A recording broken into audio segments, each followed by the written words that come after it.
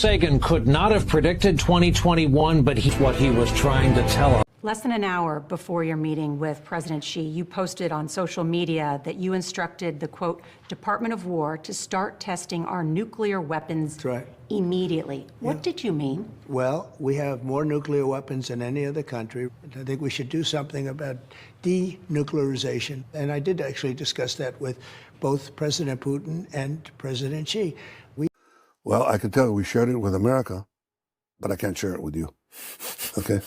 The most advanced offensive weapons on the planet, things that none of the superpowers have, developed by Israel, shared with America. We're very powerful. This country is very powerful. It's far more powerful than people understand. We have weaponry that nobody has any idea what it is, and it is the most powerful weapons in the world that we have. More powerful than anybody, not even close. Malaysian 370, contact Ho Chi Minh 120.9. Good night. Good night, Malaysian 370. Breaking news tonight, a Malaysia Airlines flight with 239 people on board, including 4 Americans, has gone missing.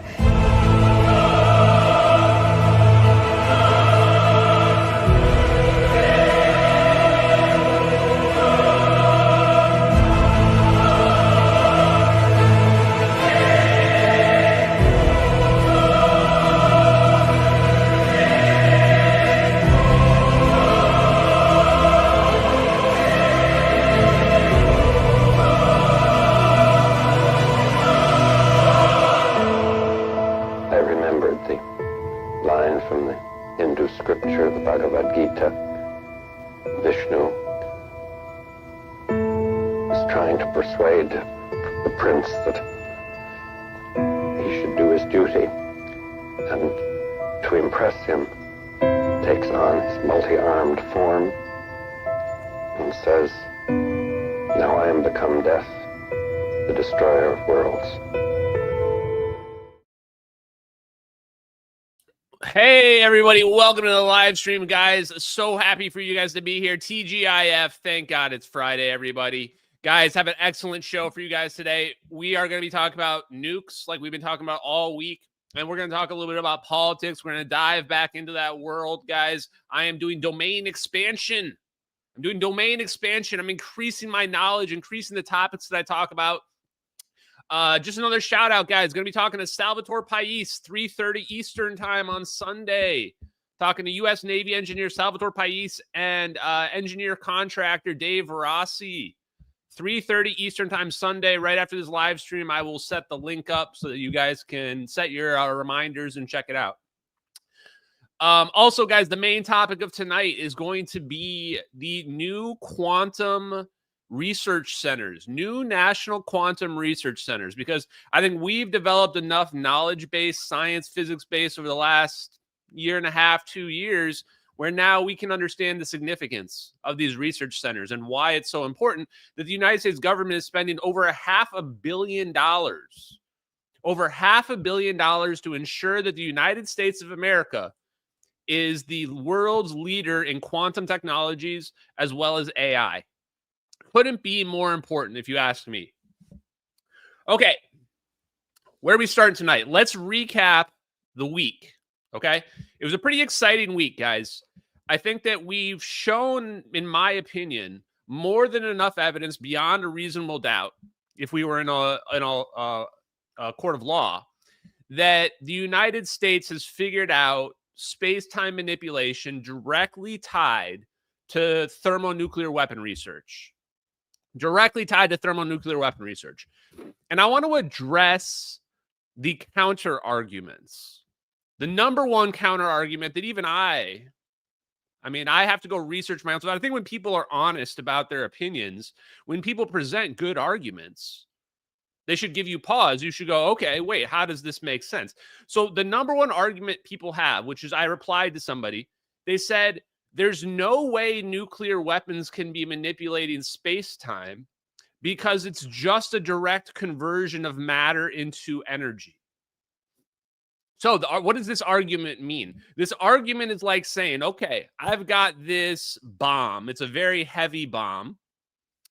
The most energy that can be released is whatever E equals mc squared is. That's what they're arguing. They're arguing all you're doing is converting that into energy. So if the bomb itself is not manipulating space-time, then the energy of the bomb will also not manipulate space-time.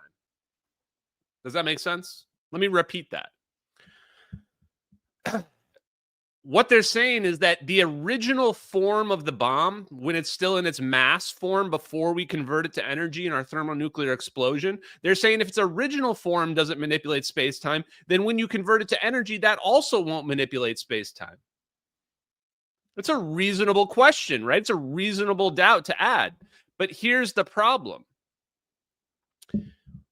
What is energy? What is manipulation of space-time all about? Manipulation of space-time is about energy density. It's about energy density. How much energy can you fit into a region of space-time? If I'm producing a black hole, it's not about how much energy is out there. It's about how much energy has been collapsed onto a single point. That's what it's all about. It's about taking you start with this energy and you collapse that down to even a smaller point than that. And when you collapse that down, the energy density goes up. The energy density goes up significantly. And what do we call that collapsing of the material down? We call that inertial confinement fusion.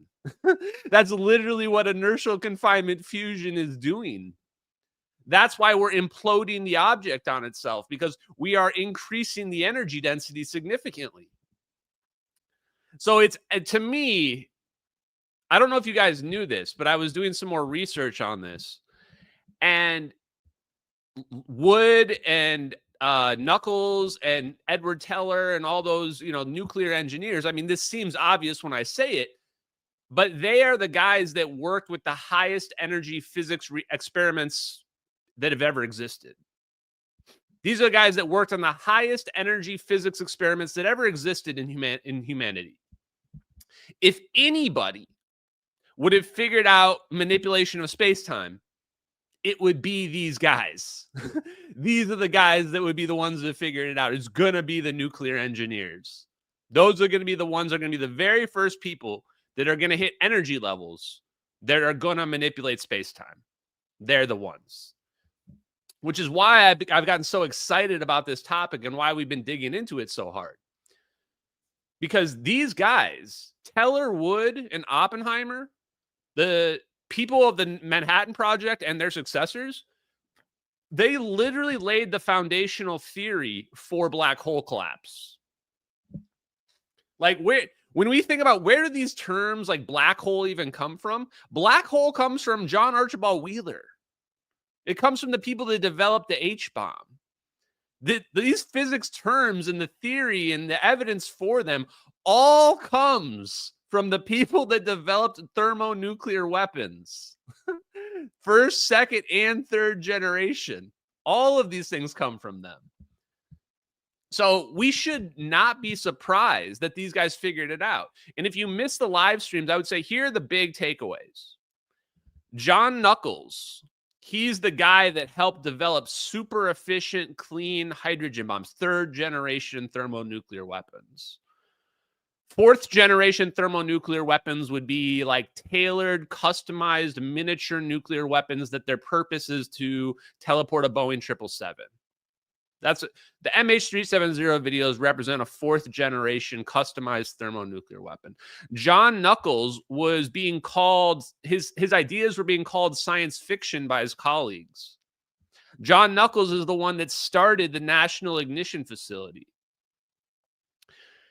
Wood and all three of these guys worked on the nuclear pumped free electron X-ray laser, which just a couple weeks ago I said this would be the super weapon that they're hiding, potentially even using plasma mirrors to amplify these high energy lasers. So Wood worked on those. And Wood also proposed theories of using black holes to produce a power plant, to literally make black holes to use a power plant. And all of these guys, they also had scientific papers, at least one specifically, where John Knuckles and Lowell Wood wrote a scientific paper together saying that to test relativity, to test Einstein's gravity waves using thermonuclear detonations. So, I mean, to me, that is just the nail in the coffin. I'm actually more surprised that more people haven't figured this out already. It's like, how, when we're talking about UFOs defying gravity and flying around, and we go to the physics and we start digging down into gravitational wave research, and it just leads us right back to thermonuclear weapons. How are more people not putting two and two together here? These orbs that we're seeing flying around are thermonuclear weapons. They're connected to thermonuclear weapons. Their research comes from thermonuclear weapons. If UFOs and aliens exist, then we built thermonuclear weapons based on UFO technology. Like, that's what I'm saying here. And I've been digging around, and I can't find anybody else that's mentioning this. I will say that I have been unblocked this week by dark journalists. And I feel like a new alliance. I can see it coming, guys. I'm using my remote viewing powers. I feel like a collaboration could be in the works. I could see it happening. I could see there being an amends, because the reality is I think dark journalist is the closest out of anybody. He's the closest out of anybody. He knows the history. He knows it goes back to the Nazis, and he knows that we've been working on black projects. He just didn't realize the MH370 videos are real. And I don't really care if he believes they're real or if he doesn't, because ultimately at the end of the day, all the science, the physics, what have you is real. Whether or not people believe the videos are real, I really don't care. I really, really don't care. What was I going to say? So to finish that out, then the other big takeaway, not just were these guys literally proposing science fiction ideas, including John Knuckles saying that he wanted to make a thermonuclear engine. What does that mean? Sounds like the precursor for plasma fusion propulsion to me. Not only were these guys talking about all this stuff, but we learned a little bit about how it's been hidden. It seems like a lot of these guys have some kind of like middle school style feud with the other people in the intelligence community. And Lowell Wood had one specifically where he was accused of sharing information with the Chinese, which is crazy because this is exactly what happened with Robert M.L. Baker, the guy who won the Lifetime Achievement Award for gravity wave research in 2011. He was accused by the CIA and Ron Pandolfi of sharing too much information with the Chinese. And in both cases, they were both given slaps on the wrist. They both got off on a technicality.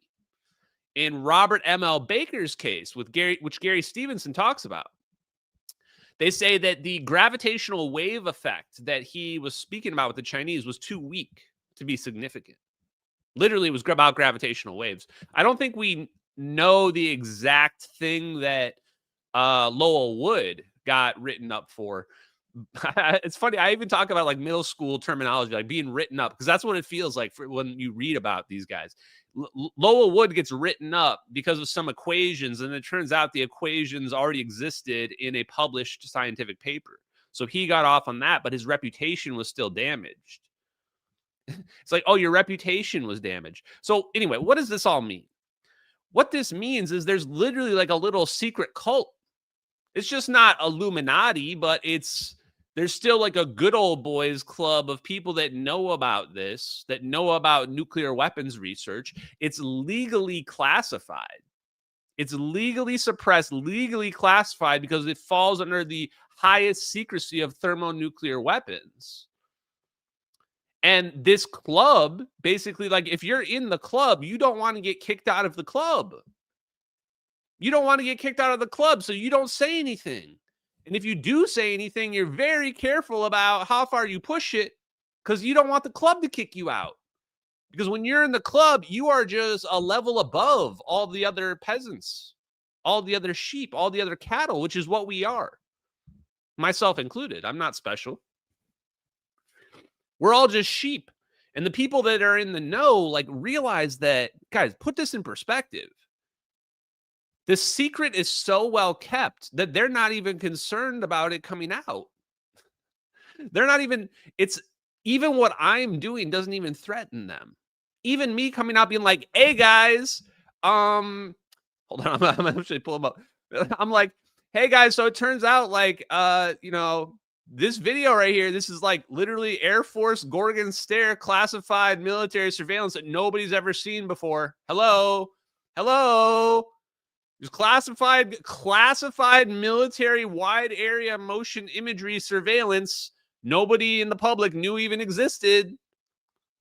Hanging out right here. We're watching the missing airliner that everybody's wanted to know about for 11 years. There it is. It's like, it's surreal to even just be showing this, and they don't care whatsoever because nobody believes it. Nobody believes it. Even when you're seeing it on secret military surveillance that leaked to the public, nobody believes it. Nobody cares. So when people get mad because I call them sheep or whatever, I mean, it's 100% deserved. Are you kidding me? People are willfully plugged into the matrix. So yes, you're sheep. We're all sheep. And when the people are brought into the next level where you get to talk to the other people, I mean, hell, I would join the club just to be able to talk to other people that aren't retarded. Just to be able to talk to other people that know about this. Can you imagine? It's like being a serial killer and you join a club of serial killers so that you can finally talk freely because nobody else understands you. Like, that's what it feels like with respect to this technology. Is that the most people out there have no clue that we've developed this from nuclear weapons and the real level of technology we have. And just look, the chairman of helium fusion is Sam Altman. Let me just repeat that. The chairman of helium fusion is Sam Altman. Okay, guys. I'm just going to get myself angry if I keep going at it. So let's talk about a little bit of politics, guys, and then we're going to dig into the quantum stuff tonight. Okay, wait, where is it? Oh, yeah, here we go. Okay, so the big politics news that's going on out there, guys, is obviously Kanye West. Kanye West. Can't believe it, chat. Can't believe it. If there has ever been signs of the end times, I think we're seeing it right now. Like, I'm trying not to be a full conspiratard, but I'm starting to think that the end of the world might be upon us. I mean, you're watching planes get teleported away. You know, Trump is talking about restarting nuclear weapons. We're just casually blowing up submarines of drug dealers and stuff like that. And then you've got Kanye West, and Kanye West is now literally apologizing to the Jewish people. Literally apologizing to the Jewish people and saying that he has bipolar disorder. This isn't me saying he's bipolar. He literally says he's got bipolar disorder. He's sorry for hurting Jewish people. And here he is talking to a rabbi, basically asking for forgiveness. Let's just play a little bit of it. I'm blessed to be able to sit here with you today and just take accountability. You know, I was dealing with some various issues, dealing with bipolar also. So it would take the ideas I had and have me take them to an extreme where I would forget about the protection of the people around me and myself. Okay, that's enough. You get the point. So that clip has basically made, I had to check if it was AI. For the people that are wondering if that's AI, I was scared to post it because I was like, am I getting sucked into some AI shit here? How is it possible that Kanye West, the guy that just wrote a song called N-Bomb Hail Hitler was the name of his song, where it basically just repeats the N-word and Hail Hitler over and over again. And I have to admit, it's got a catchy tune. It's got a catchy tune. If the lyrics was a little better, it could have been a #1 hit. So it's not AI, though. And this has been making the Nick Fuentes community lose their minds. Completely lose their minds. Their hero has turned on them, and none of them will talk about it. Nick Fuentes hasn't mentioned it. I didn't watch his live stream, but I didn't see him mention it on social media. Candace Owens has now done two live streams where she hasn't mentioned it. She's literally talking about listen to Ye, listen to Power, listen to these songs while she's going to go make up more fake conspiracies about Charlie Kirk. And she hasn't mentioned the fact that her idol has now turned on them. So I'm just waiting for the moment when Candace and Nick bend the knee, they kiss the ring, whatever you want to put that. What do they call it? What are the kids calling it? When they touch the wall? Is that what they call it? I don't even know what the terms are. I can't wait, guys. The heel turn is coming, guys, because this whole weird woke right thing has basically turned into WWE. It's turned into fake wrestling. It's more about drama and the next storyline than it is about facts and logic and evidence and anything else. It's more about just what's the next storyline going to be. And when you have storylines like this, you either die a villain, die a hero, or see yourself become the villain. Live long enough to become the villain, right? And that's what's going to happen with those guys as well. Now, on that front, I've got another clip. Chat, I've got a new follower. And she is a CNN. She's a CNN analyst.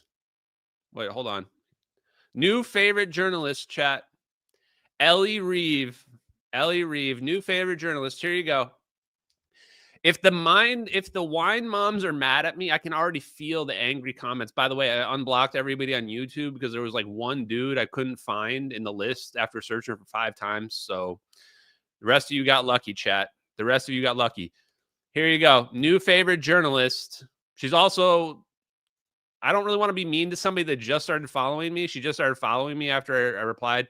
Vice journalist and CNN correspondent. Probably autistic. That's fine. Ellie Reeve. Here we go, Ellie. Ellie Reeve interviewed the one and only Candace Owens. When you say you believe that Charlie Kirk was betrayed by someone close to him, what do you mean? I think that in the coming weeks, there's going to be a lot of financial reports that are coming out. And I, first and foremost, do not believe that Tyler Robinson killed Charlie Kirk. I want to be very clear on that. Whether he was involved, I think the answer is yes. I think that's obvious. And your basis for saying he didn't act alone? Hold on. I have to stop right there because I've dug into the Charlie Kirk thing quite a lot now. You guys know that. Lost a lot of followers from doing it. No regrets.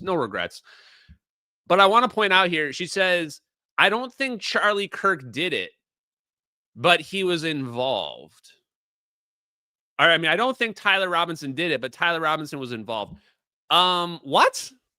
You're saying there's a different plot where Tyler Robinson is not the guy that pulled the trigger, but he's somehow still involved in the assassination? Come on, Candace. Let's just be serious here. Let's be serious. And by the way, I want to make sure I'm on the record. I'm on the record like a month ago, maybe a month and a half ago, saying that by the end of this, Candace Owens is going to be the biggest cheerleader, saying that she always knew it was Tyler Robinson, and she never insinuated that it wasn't Tyler Robinson. I told you that's where this is headed. Get ready, guys. This is how grifting works, is that you grift yourself back to the original logical position and pretend like you never said any of the crazy shit that you were saying before. They never will admit it, of course. Anyway, here we go. Is what? I don't know, maybe the weird Fed messages that were concocted out of thin air that had no timestamp and were written like they were speaking in 1822. So the evidence that there's a cover-up, according to Candace Owens, this is her evidence, is that the text messages that have to be real, otherwise the defense would just get the whole case thrown out, she thinks they're fake. That's her evidence, is that she thinks that the text messages where Tyler Robinson admits to doing it, where he talks about his father basically catching on to the fact that it was his gun and what have you, she thinks that those messages are fake. And those messages must be fake for there to be a conspiracy. because the messages pretty much wrap the whole case up in a bow and say, here you go, free conviction, free conviction. Among other things, their lack of an ability to answer any basic questions about what took place. But do you have any proof that the messages were made up? Because that would be easily proven. Yeah, but they didn't put timestamps on them, and Discord came out and said they didn't exist. This was supposedly text messages, not Discord messages. It's my understanding from the indictment. I actually did not read that they were text messages. Woo, chat. Ooh, this is called a crash and burn, chat. This is called a crash and burn. What just happened to Candace Owens was what I was afraid of happening to me when I went on Candace Owens. When I went on Candace Owens, there was no prearrangement about how the conversation was going to go. When you get an invite from somebody that huge, you just take it. You just say, okay, I'm going to come on your show, right? So I was worried when I first met Candace Owens that she was going to like try to take me down or whatever, because that's how you take somebody down.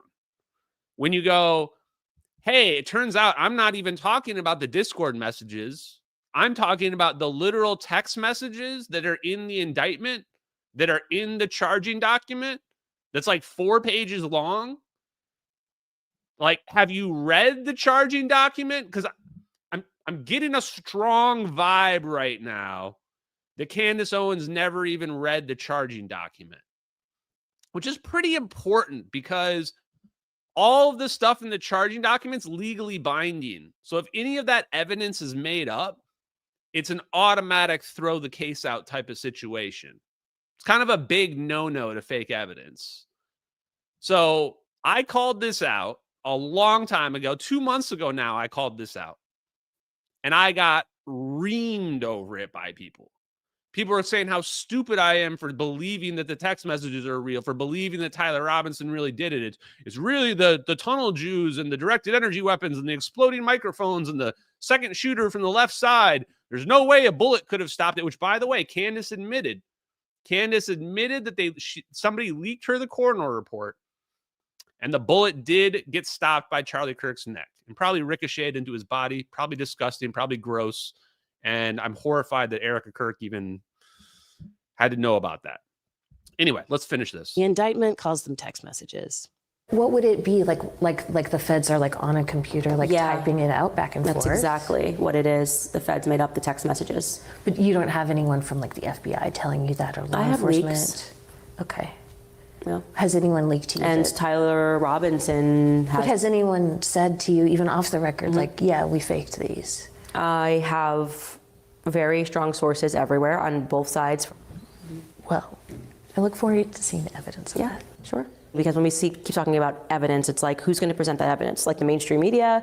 Like who are you expecting to come out? Yes, that would be a hot story. No, it wouldn't be. It would be. It wouldn't be. If the FBI, like if I had a source telling me, like if I had proof that the FBI faked those messages, that would be an enormous story. Yeah, I kind of feel like we live in a post-Epstein world and we know how stories get shut down. And yikes, chat. Oh, that is brutal. I mean, that is straight up brutal. Candace Owens got annihilated by a CNN journalist.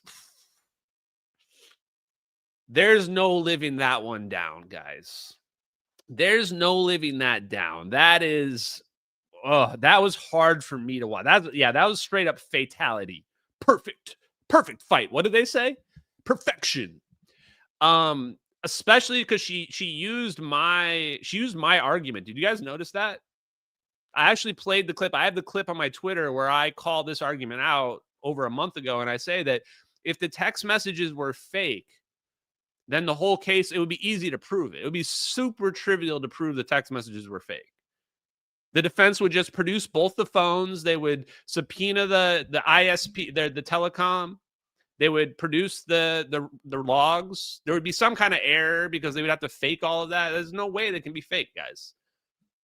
And so I called this out, and she says, okay, well, who faked them? You believe that their literal feds were typing up the messages? And she's going, yes. Yes, she's going, yes, I believe they typed out. Who is the person? Who is the person that typed them up? Do you have anybody that leaked any information corroborating this? No, of course she doesn't. She said, I have sources. I have sources. Well, what do those sources say? Which source told you that FBI people were typing up text messages? None. Doesn't exist. Catches her straight up in the lie. That's how you do it. And this is the reason why Ian Carroll and even Candace Owens would never debate somebody like me. Because I, just like that journalist, would annihilate them.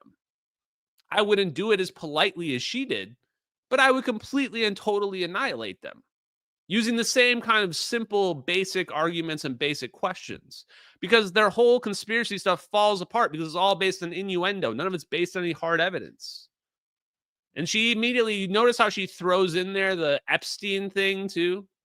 This is all psychological manipulation. After she's being destroyed on the argument, she goes, well, the same people that are hiding Epstein, you believe them? You believe them? How dumb are you to believe them? Right?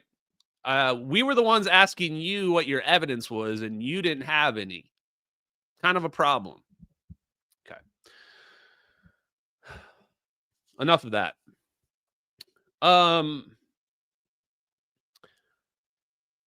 I was going to rip on Nick some more, but I'm not going to.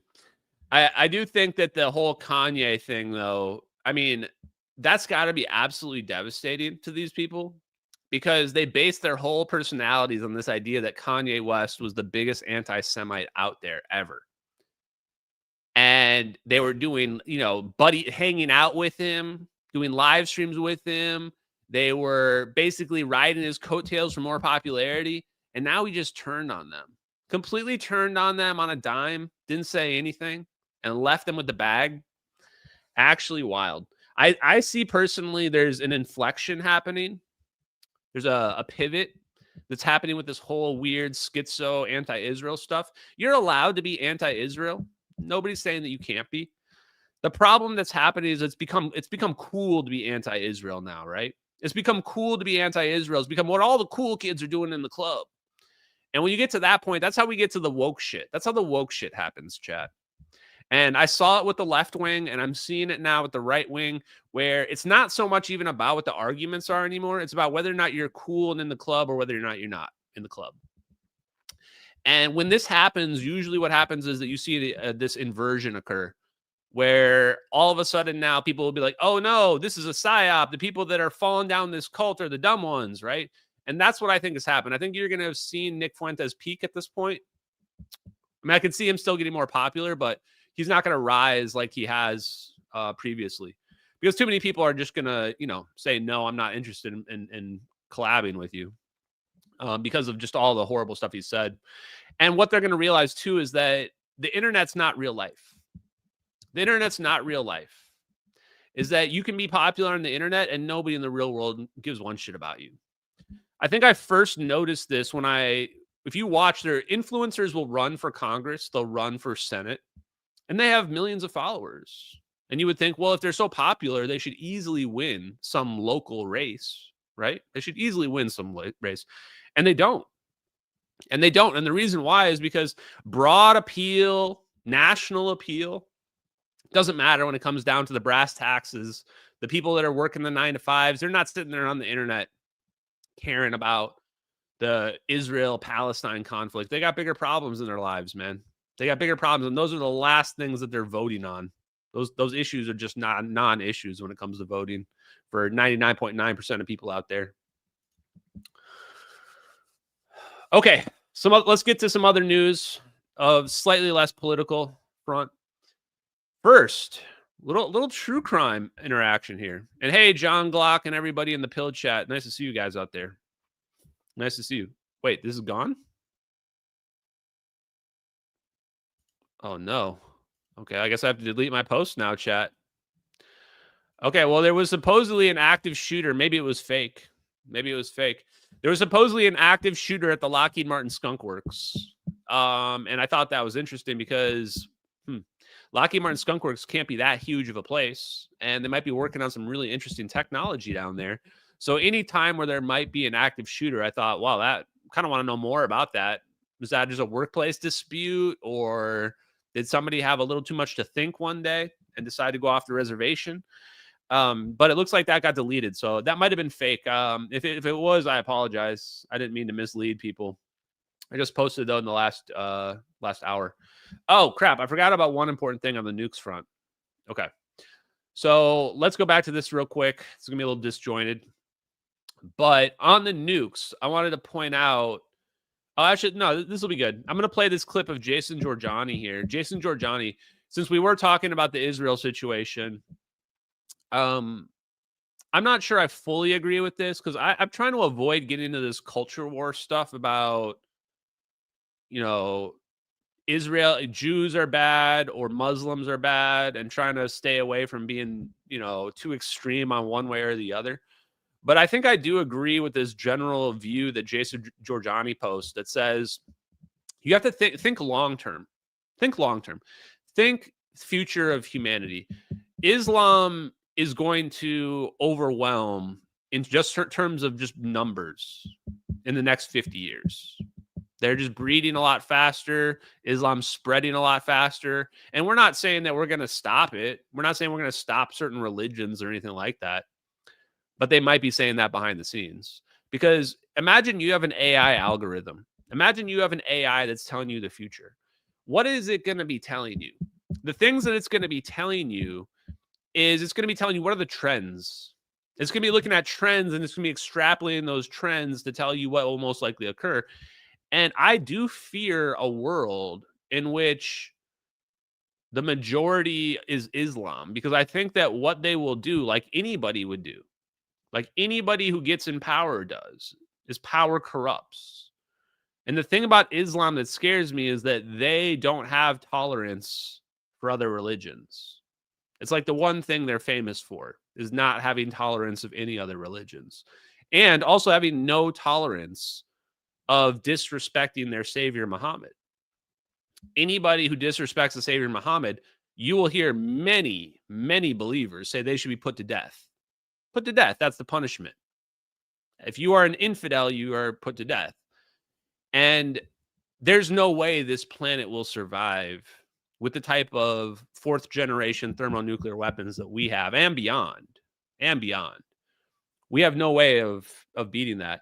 So for the people, there is this narrative, and Jason Giorgiani presents it here quite succinctly, that Israel is the only thing holding back the wave of Islam. That if we all just, fall over to Islam, then we will enter a much more violent and chaotic society that doesn't align with Western values, is the way to put it. So let's listen to Jason Giorgiani say it in his own words, so I don't have to speak for him here. Where is it? Here it is. And shout out to Lev. I don't know how to say it, guys. It's hard when people have hard to say names here. Anyway, here he is. This is the host here, Lev Polyakov. Oh man, I don't know. Anyway, he seems like a smart guy. I hope, although I'm not particularly optimistic with people out there like Fuentes and Luke Cage or whatever their names are, I'm not particularly optimistic, but there does seem to be maybe some potential in cleaning up whatever occurred, whatever bad blood there was in the past, and recognizing that the mission of Israel, like a secular Israel, is not that different at all from the civilizing mission of the Western civilization. Yeah, I certainly hope so. That's what I'm working toward.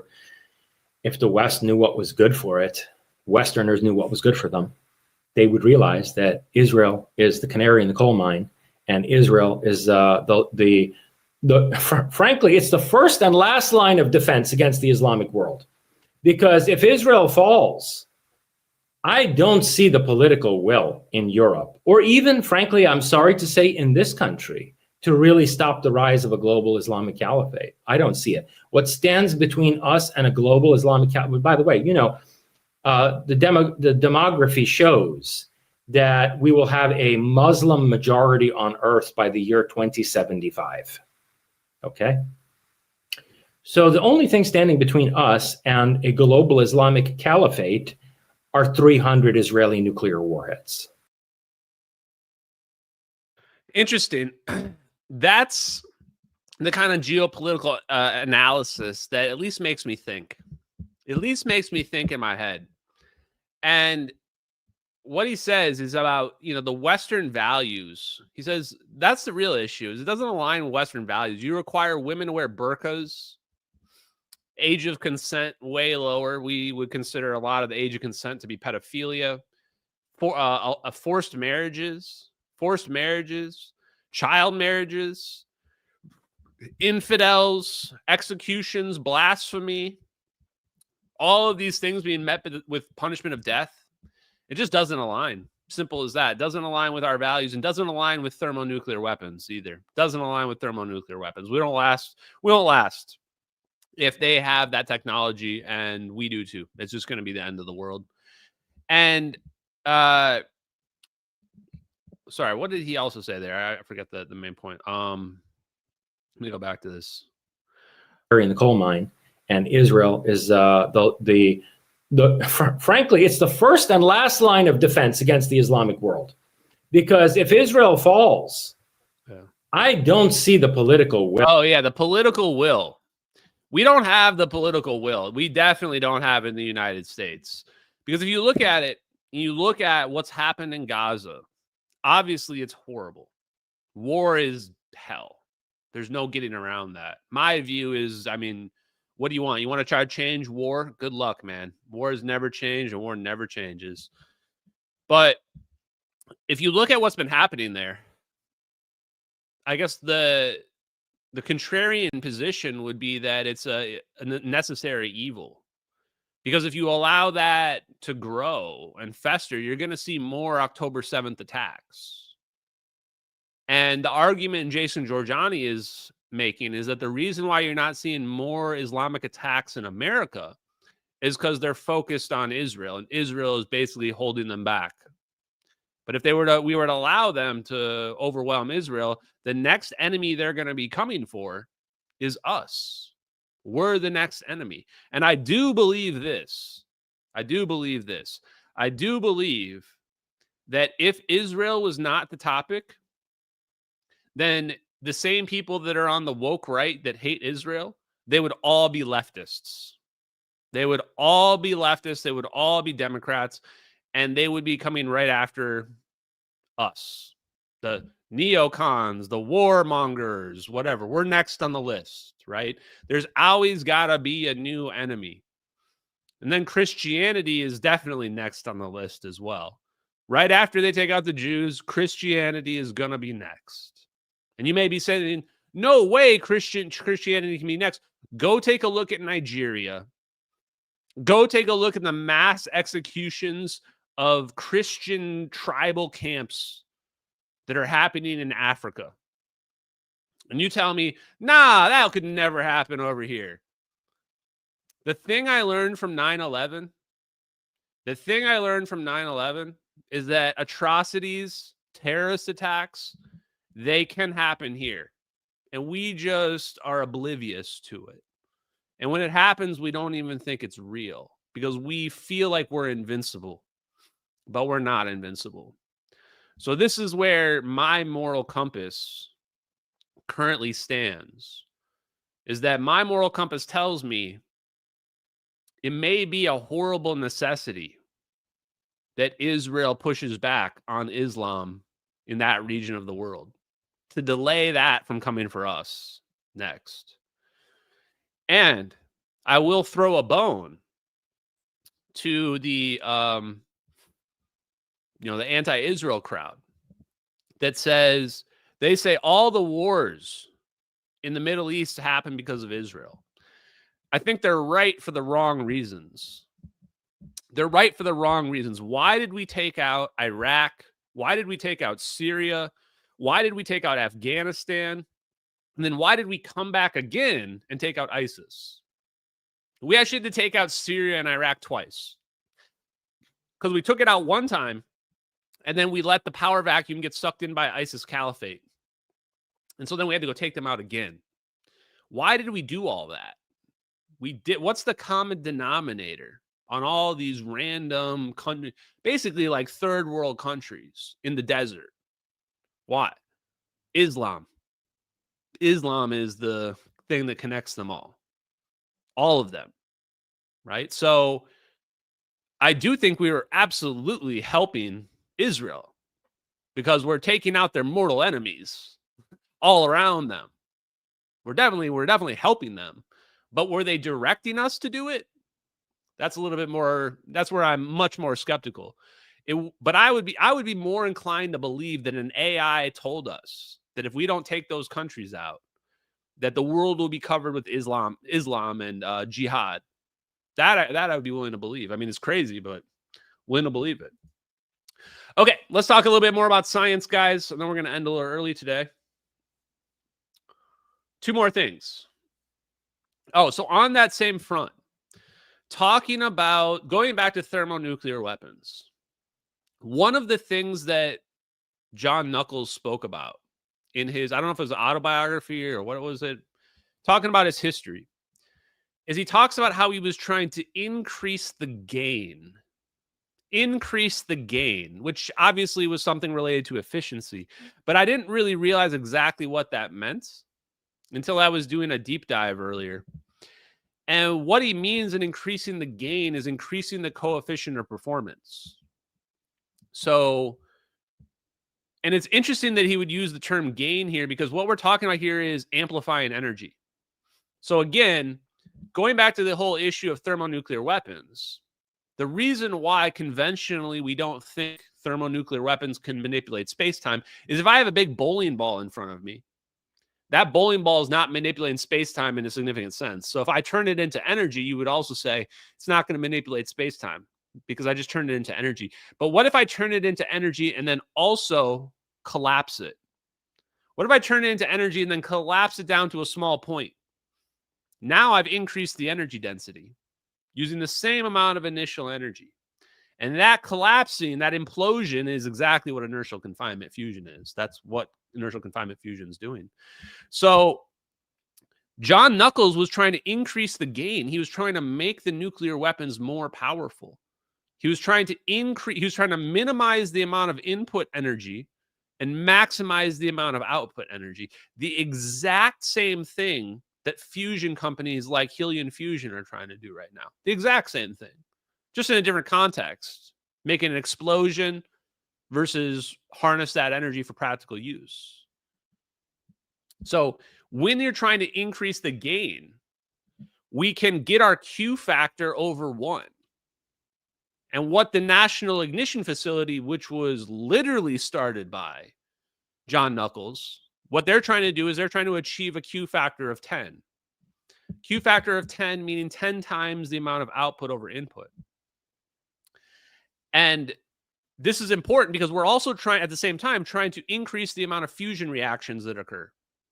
Or I think they call it the cross section. Trying to increase the cross section of the fusion reactions. And if all three of these things amplify together, that's how you're getting your huge increase, right? You can imagine this curve of energy that's just going up and up and up. As you compress down your energy, as you can amplify your energy. And so nuclear scientists, they understand conservation laws better than anybody. The whole way that free energy is possible is actually because conservation laws exist. It's kind of backwards to think about, but it's true. And so how did they figure out over unity? They were able to create an asymmetric system, just like we thought when we listened to Paul Thibodeau talk about how could the Brownian motion, thermal fluctuations, extract energy, just like a waterfall. Nobody asks whether or not you can harness energy from a waterfall. We all know that that's possible. And so they've optimized these thermonuclear weapons for maximum yield. Clearly yields well beyond what the public knows is possible. Crap, I had another example, but I forgot it. Okay, well, I think that's good on that one. So the next thing I wanted to discuss, though, is another aspect of it, which is the microchips. So we have been seeing all of this disclosure happening related to technology has been honestly hard to keep up. We had Fusion just got a big investment. They're now building these nuclear modular reactors. NVIDIA is basically taking over the United States chip production. And I think it was just today. I don't know if I bookmarked it. I'm going to pull it up here. Elon Musk talked about producing his own fab. Elon Musk producing his own microchips. Here we go. Yeah, here it is. I've got it. Okay. Boom, boom, boom. Scenario for chip. Even when we extrapolate the best case scenario for chip production from our suppliers, it's still not enough. So I think we may have to do a Tesla terafab. So it's like Giga, but way bigger. I can't see any other way to get to the volume of chips that we're looking for. So I think we're probably going to have to build a gigantic chip fab. Yeah.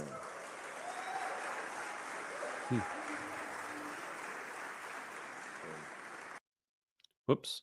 So I mean, that was the least exciting announcement I've ever heard Elon Musk ever make there. I think most of the people in the audience don't even know why it's significant, but realize that a lot of the chip manufacturing is happening in Taiwan. And this is part of the reason why people think there's conflict between us backing Taiwan and China. I mean, NVIDIA just pulled out of China.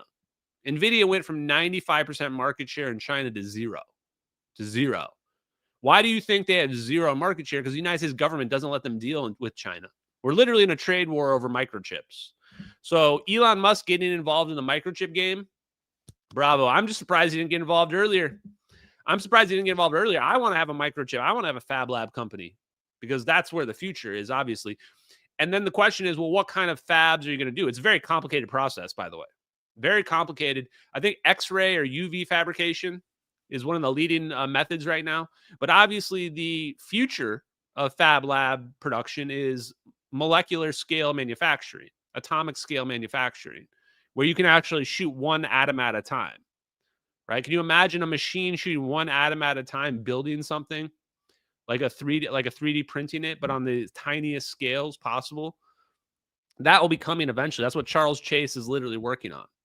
Senior fellow, former Lockheed Martin Skunk Works. That's the stuff that he's working on.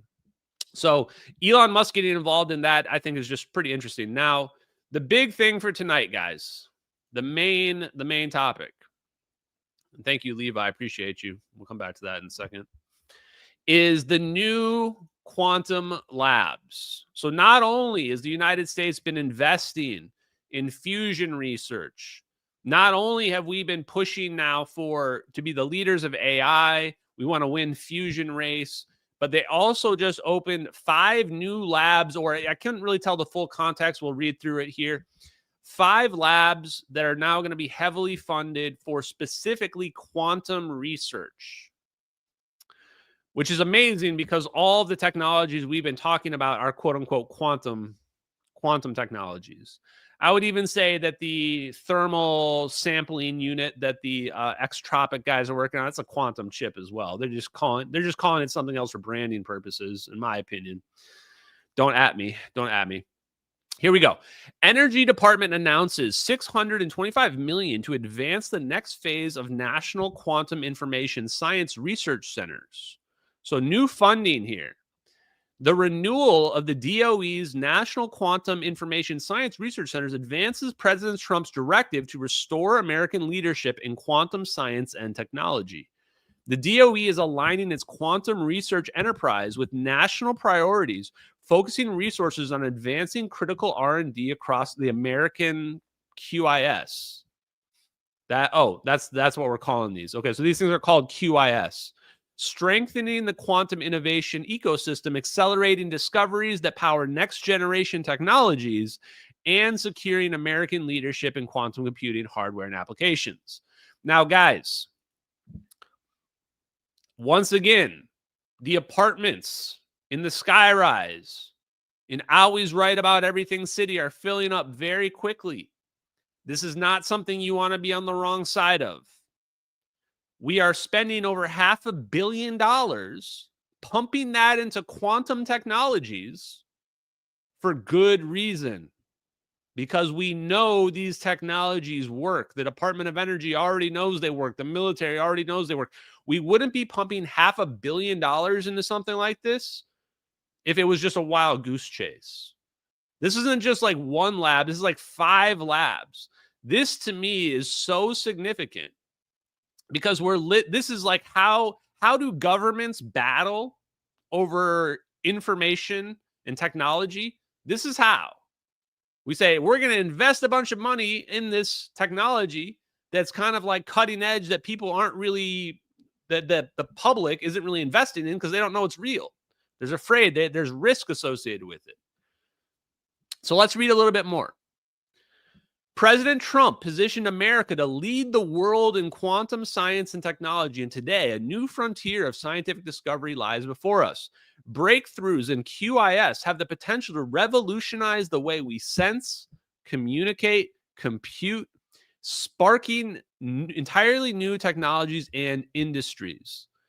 I mean, there you go. Sense, communicate, compute, and new technologies.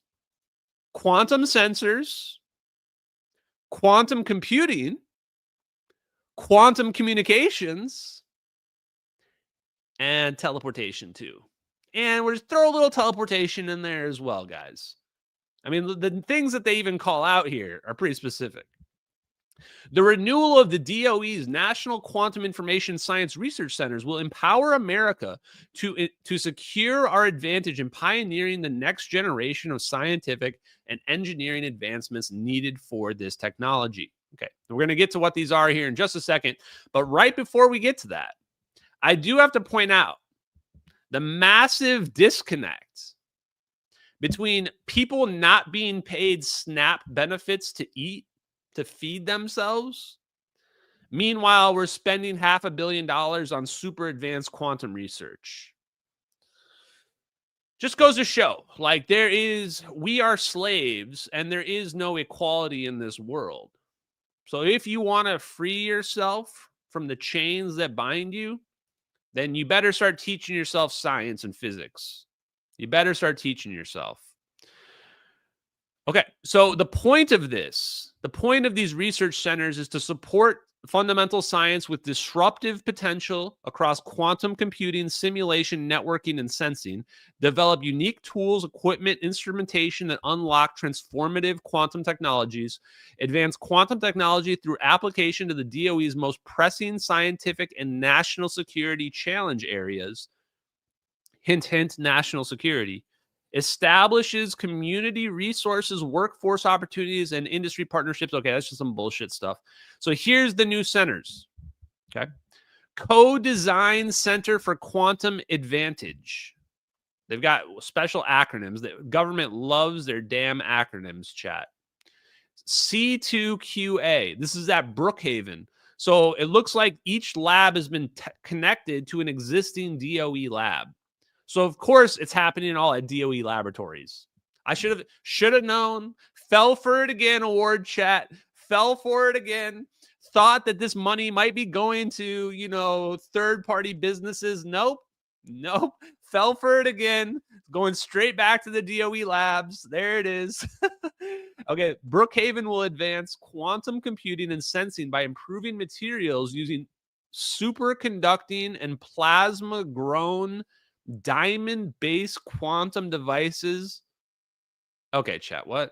Wait, where are we doing here? Where is it? Where are my links?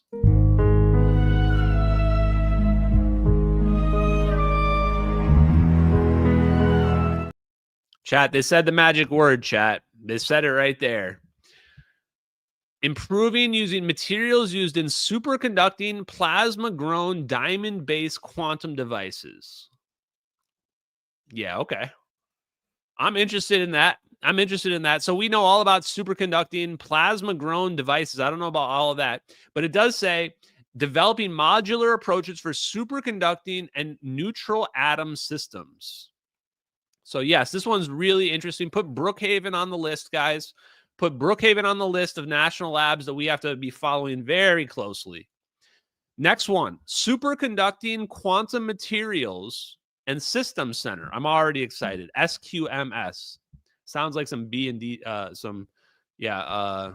dominatrix stuff. Fermi National Accelerator Laboratory, that's probably another national lab, right? Will scale quantum devices based on superconducting microwave cavities. What? Developing new methods of refrigeration and technologies for connecting many quantum processors to lay the groundwork for quantum data centers. How is this real? How is this real? Most people are going to read this and think that this is just science fiction Star Trek shit that they're saying right here. But we know exactly what this is. Superconducting microwave cavities. I mean, if Charles Chase is not somehow connected to this, I'll be surprised. Charles Chase is either talking to the people that are doing this or he had a direct hand in this himself. Because it seems like they're talking about his coherent matter wave beam patent. Superconducting microwave cavities, new methods of refrigeration. This was the other thing that I was going to talk about earlier, but I went back, and you guys need to watch. Somebody linked the live stream where I did the review of Yurichiro Taka, whatever his name was. No disrespect to him. Smart scientist. Where he explains how we can change the laws of thermodynamics so that cold flows to hot, aka a new air conditioning system, which just basically acts as a heat pump, which would be a new method of refrigeration. A new method of refrigeration where if we use relativistic motion, we can force cold to flow to hot, when normally hot would only flow to cold. Check out that live stream. It was from a few months back, but it's also just up on Charles Chase's, Unlab. It's the one with the Japanese guy, if you get confused. I'm probably going to take another look at it soon. So anyway, I think that one's interesting because it talks about new refrigeration technologies. The next one, QNext. Argonne National Laboratory will advance algorithms and chip components to scale quantum operations on the same chip across different labs and cities, preserving entanglement and prototyping next-generation quantum sensors. So these two both seem to be connected also to the quantum internet, the Ethernet. When we finally get the Ethernet online, guys, this is probably going to have major connections to it. Keep in mind, the normal internet was started from the government, from the military. So the quantum internet, the Ethernet, will also probably start from places like this, where they're literally building quantum data centers, and they're going to connect the quantum data centers together. Next thing you know, you've got an Ethernet. You've got a new internet, chat. By the way, when we get the new Ethernet, quantum internet online, I think we can all agree we're going to burn the old internet to the ground, right? We're going to do like the Office Space thing. We'll take the old internet out back and old yeller it, right? And just get rid of it and make sure it can never come back. Make sure there's no Reddit. No Reddit is not allowed on the Ethernet. I get one rule. I'm the person who started the name Ethernet. I just get one thing. I'm not asking a lot. Reddit is not allowed on the quantum internet. It's not allowed to exist. It can only live on the old internet that we're going to get rid of. We all agree. You heard it here. You heard it here first. The date right now, Friday, November 7th, 2025. It has been ordained. Those are my last dying wishes. If anything were to happen to me, Reddit did it. I'm looking at you, Reddit. If anything happens to me. Okay, there we go. The next one. That was QNext. That one doesn't get an acronym. That one just gets a weird abbreviation. The next one is Quantum System Accelerator, the QSA. This one's at Berkeley, Lawrence Berkeley National Laboratory. So they're all national labs. will enable large-scale quantum computers through improved error correction using neutral atom, ion, and superconducting circuits to tackle DOE grand challenges in fundamental physics, chemistry, and emergent quantum phenomena. So a lot of these are pretty similar to one another. And then the last one, Quantum Science Center, QSC, is at Oak Ridge. Isn't Oak Ridge the other nuclear facility? I think there's two, right? And I think Oak Ridge is the second one. I could be wrong, but I think it's Oak Ridge. So Oak Ridge National Laboratory will pioneer quantum accelerated. Yeah, Lawrence Livermore and Oak Ridge, I think are the two. Could be wrong. Anyway, sorry. Will pioneer quantum accelerated high performance computing, developing open source software for quantum classical workflows that accelerate specific scientific advancements across multiple disciplines. Open source quantum software. That one I know the least amount, but my guess is people that are in AI are probably more familiar with this last one down here. So to finish this up, it says the awards were selected by competitive peer review under DOE National Laboratory Program announcement for the National Quantum Information Science Research Centers.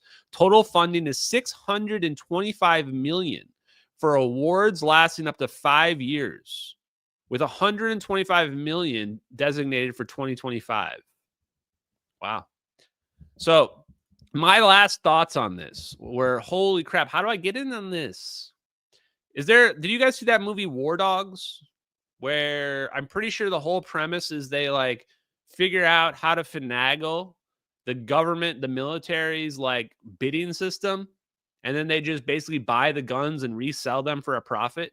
Is there some way we can do that with this? Like, I don't want to be a scammer, but like, it's technically legal, right? Like, how do you win one of these awards? How do we make a fab lab, start building some microchips, do some quantum shit, right? Anyway, if anybody knows the answer to those questions, put them in the comments, put them in the replies below, guys. I appreciate it. Let's get to some super chats today, guys. I'm going to start with a pilled chat because I've seen you guys been popping off. Hey, with God's grace. Hey, John Glock. How are you guys doing today? John Glock gifted a cookie, and he said, Mike Adams made your point in long form on InfoWars today. People will either use AI to enhance their intelligence and business efficiency, or they will literally die out. Exactly. He expects Trump to be forced to issue a CBDC UBI before the end of his term. It's not going to happen that quickly, but it will happen. Elon Musk is mentioning this as well. As what he's talking about is that there will have to be a universal basic income because a lot of people just aren't going to work anymore. We already did that. We already did that during COVID. During COVID, we sat around and we paid people not to work. The downside of that was the hyperinflation that came along with it. Spoiler alert, the reason why we had grocery prices skyrocketing is because for like 2 or 3 years, we were paying, I'm just going to throw a percentage out there, we were paying 30% of the people not to work.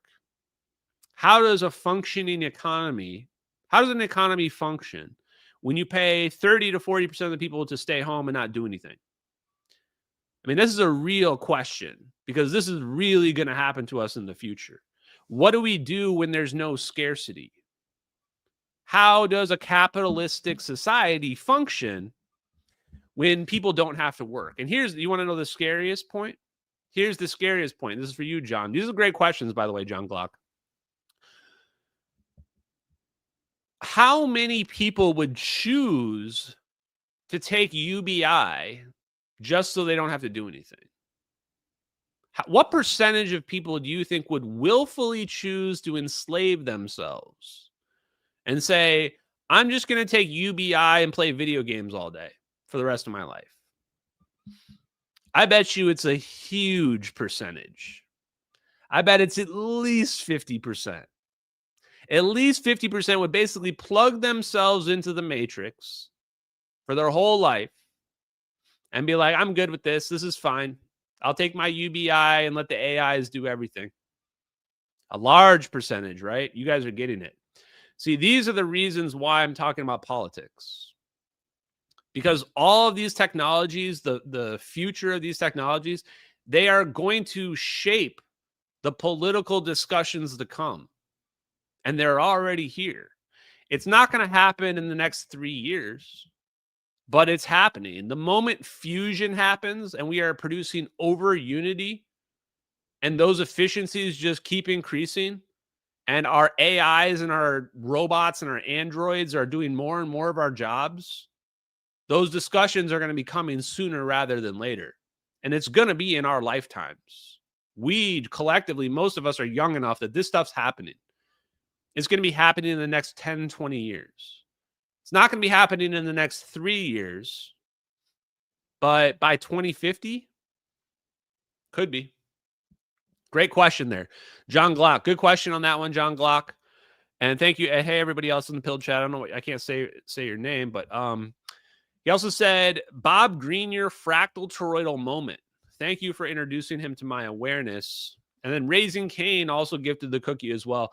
Yeah, Bob Greenyer DMs me quite a bit because a lot of the topics that I've been talking about are pretty much like the same stuff that he's been investigating. And he's right about cold fusion. No question he's right about cold fusion, guys.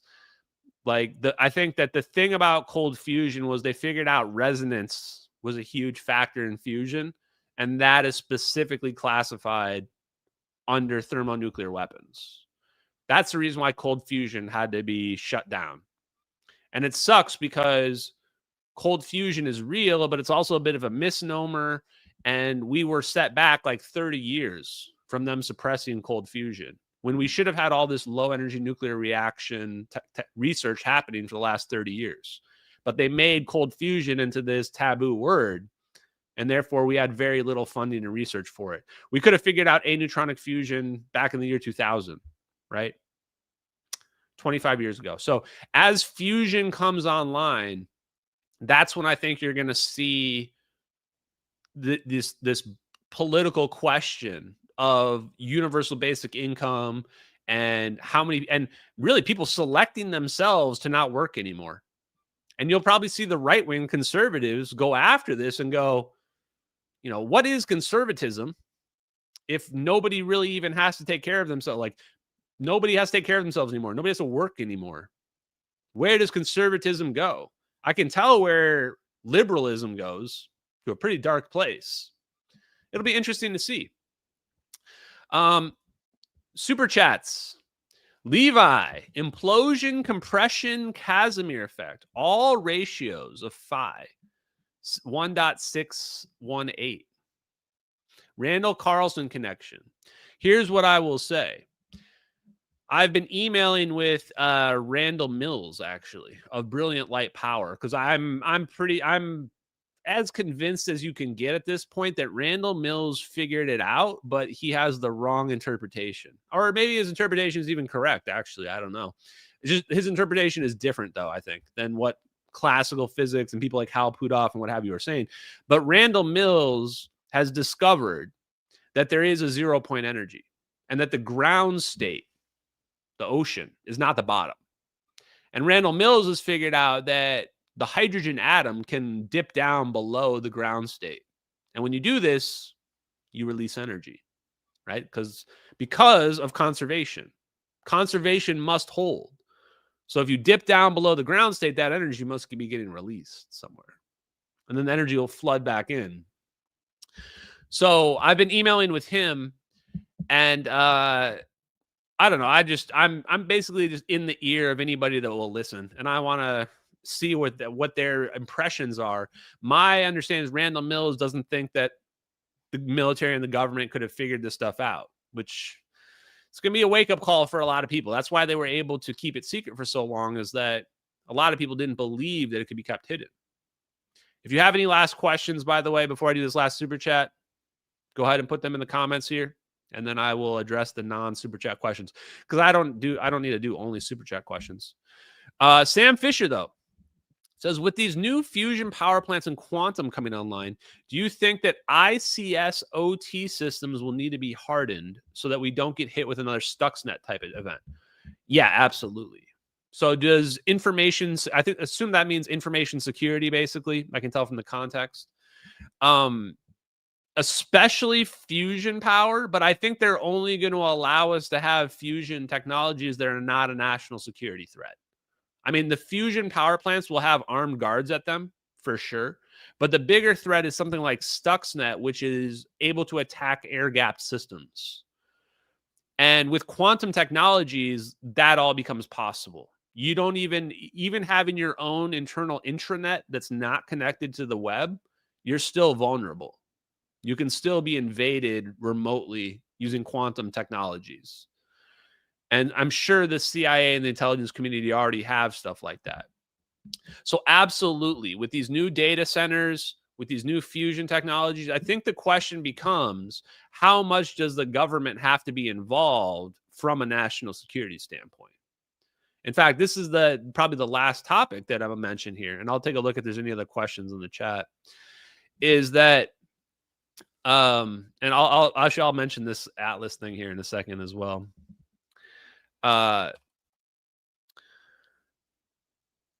It was Sam Altman was dodging questions earlier this week because people have been saying that the government is picking favorites. And they are. There's no question the government is picking favorites. This has been a big theme of all of my research, is that the government is picking favorites, but they're doing it in an indirect way. They're doing it in an indirect way, and information is leaking out to certain people that know technologies are real, and then they're following down a path that would be otherwise much riskier, but they know that the technology works. But this presents a big point. It's like, this was my whole point about NVIDIA. When I showed the graphic of NVIDIA and basically OpenAI, Grok, XAI, Microsoft, the United States has sucked NVIDIA away from China, and we are building a closed ecosystem. It reminds me of this comic that I was reading where America puts up a firewall and goes dark for like 15 years. Nobody's allowed in America. No cameras are allowed in America. And America becomes this technological singularity and goes in this weird, crazy direction. That's what we're doing right now reminds me of. We're building this. So to some degree, I agree with it. You kind of have to pick favorites when you're playing national security because you need your data centers to be protected. You need your AIs to be protected. You need your fusion power plants to be protected from foreign adversaries. The question is, how much favoritism do you do, and how do you keep it as fair as possible? I don't have the answer to those questions, guys. I wish I did. And then John Glock says, Dr. Judy Wood documentary on 9/11 showed some evidence of the Hutchinson effect. Now, here's the problem with those theories. I'm not afraid of 9/11 theories or any other theories. But just because you see something that's consistent with like energy weapons or burns or what have you, doesn't mean that that was the cause. Multiple things can lead to a same end result. So maybe that was the reason, maybe it wasn't. I don't really care about 9/11 conspiracy theories. Atlas 3I. A lot of people keep asking me about Atlas 3I. It's still just a rock, guys. It was always a rock. Wasn't there supposed to be some big thing on like October 29th where like we were going to prove that's really technological? No. Atlas 3I is just a rock, guys.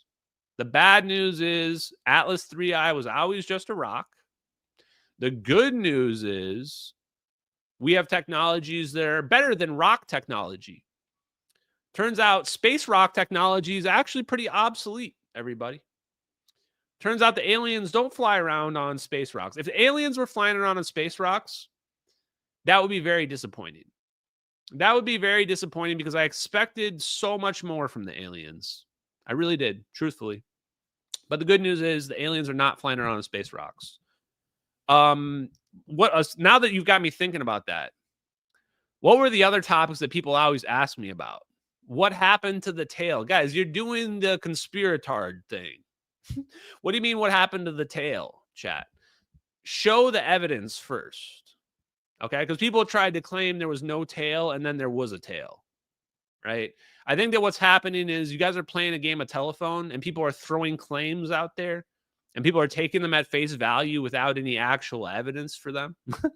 Or like they'll say, oh, the speed of the rock changed. It changed naturally with what we would expect from gravitational acceleration. It's not doing anything abnormal, right? This is the problem that I see with a lot of people out there. Let me talk real quick about the Boogosphere as well. Everybody asks about the Boogosphere. I'm not an expert on the Boogosphere. My gut impression is that the Boogosphere is not a secret plasma ball and it is not a gravitational technology. Before people at me, yes, I've seen the X-rays or whatever. And when I look at the X-rays, I don't see any reason why that makes it anti-gravitational. I don't believe the weird steam thing that they were trying to do about it either. I simply don't believe that. I think that a lot of the Boogosphere stuff is sensationalism. That's my personal opinion. And the biggest red flag for me with the Boogosphere is all the hieroglyphics all over it. Chat.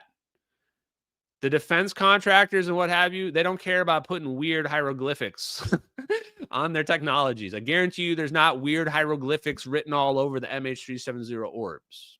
Okay? So whenever you see like weird hieroglyphics and other sensationalized thing, like red flags should be up probably. Plus, at the end of the day, like why would you tie your wagon to something like that? Like, even if it's real, the probability of it being a weird hoax is pretty high. And it's not proving anything one way or another. Unless you can get the Boogosphere to start flying around in the sky.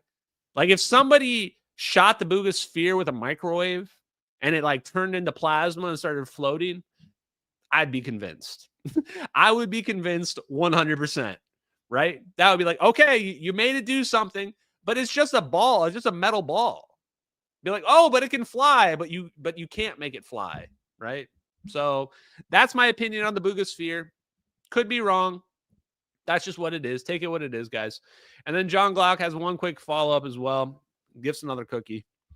Says, I brought it up because it would be evidence of tech before MH370.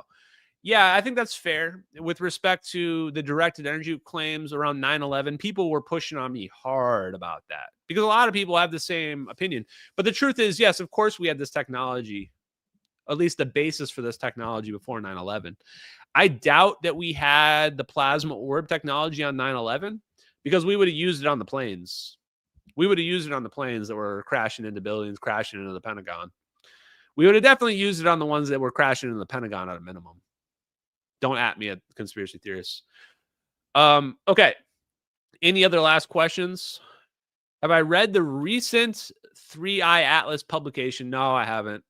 To be honest with you guys, I'm just pretty much out on the 3i Atlas. At this point, you've got to present extremely extraordinary evidence for me to change my opinion on 3i Atlas. Now, what I will say is this. Every good claim should be able to be falsified. Should be able to be falsified, including my own. So let's teach you. This is your moment of Zen for tonight before we log off, guys. Here is your moment of Zen, which is every claim must be a falsifiable one. What is the falsifiable claim for MH370? The orbs, the videos are real. How would you falsify that? How would you prove the MH370 videos are fake? How would you prove Ashton Forbes wrong? I always tell my detractors how to prove me wrong. Find the hoaxer. If you're saying the videos are fake, then somebody faked them. That means a human being faked the videos. Who is the hoaxer? I know there isn't a hoaxer because I know the videos are real. This is why this is the number one argument. Nobody will ever dare debate me because this argument cannot be defeated. There is objectively no hoaxer for the MH370 videos. So when you bring this up to debunkers, they lose their minds and they claim, I don't need to tell who the hoaxer is of the videos. Yes, you do, because there isn't one, because the videos are real. That's the number one way to falsify the videos. In fact, somebody was pretending to be the hoaxer for over a year. And I was calling them out repeatedly while debunkers were claiming that they were the person who made the videos, while they were doing AMAs with them, while they were hosting them on live streams, showing their face. And it turned out that person was a liar. So I've been right about everything so far. And debunkers have been wrong about everything so far. Number 2 way is to find the plane. I give you more than one way to prove me wrong. There's more than one way to prove me wrong. Find the hoaxer, find the plane. Where is the plane? You keep saying it crashed in the South Indian Ocean. Well, spoiler alert. They searched the entire South Indian Ocean, above water, below water, all along the arc, all along the flight path of the plane, and they found nothing. They didn't even find anything underwater. They used submarines that were mapping the whole ocean floor, and they didn't find anything. Because if I'm right, that plane never went to the South Indian Ocean. If I'm right, that plane never went to the South Indian Ocean. So if we find the plane in the South Indian Ocean, that proves me wrong. Proves me wrong. So everybody needs to have a falsifiable position. What is the falsifiable position for Atlas 3I not being an alien mothership? I don't know. What is the falsifiable position for Charlie Kirk not being a grand Israel conspiracy? There isn't one. There isn't one. Those are the problems. When you have low IQ conspiracy theories, or when you say, what is the falsifiable position of the MH370 videos being fake? Like you'll have debunkers in the chat right now, for example. What is their falsifiable position where they would admit that the videos are real? There isn't one. Even they would have said, well, you have to find the person that leaked the videos. I did that. I found the guy that leaked the videos. He won't talk to me. His lawyer won't talk to me because he's the guy that leaked the videos. So anyway, that's your logic. That's your logic teaching, your education for today, guys. Okay, guys, I hope you guys have a good night. I hope you guys use your critical thinking over this weekend. And let's come back next week with more science, more technology, more political discussion. Thank you, MH370X. I love you guys. Take it easy, guys. Peace.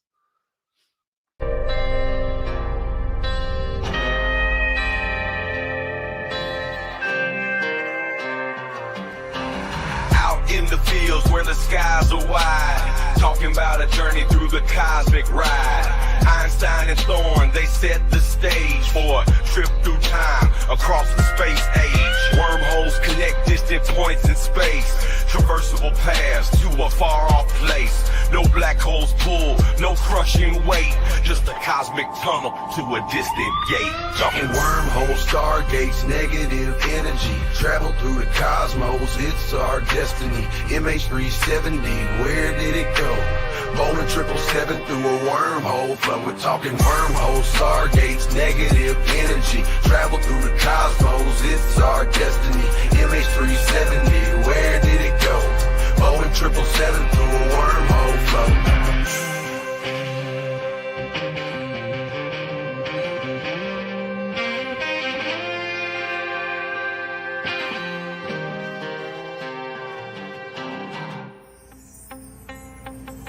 Exotic matter, negative energy's the key to stabilize the wormhole for you and me.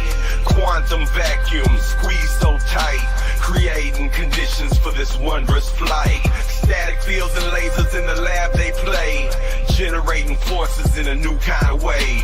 Gravitational squeezing, Casimir's force, negative zones we need to stay the course. Talking wormholes, stargates, negative energy, travel through the cosmos, it's our destiny. MH370, where did it go? Boeing 777 through a wormhole flow. Thin shell formalism plates so fine, spherical geometry we realign. Energy conditions that we must defy. For a stable wormhole, let's give it a try.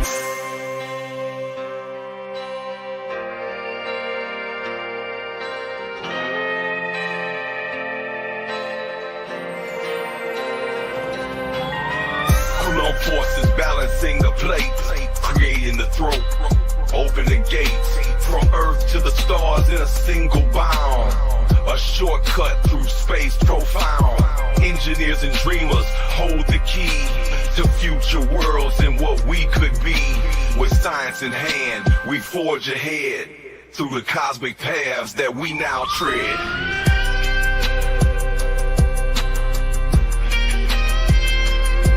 We're talking wormholes, stargates, negative energy, travel through the cosmos, it's star destiny. MH370, where did it go? Boeing 777 through a wormhole flow. From the fields to the stars, we break the chains. Understanding the universe, we make the gains. Lil Hula Crunk shines, bringing truth to light. Through his music, we'll explore the night. With wormholes and stargates, our path is clear. Exploring the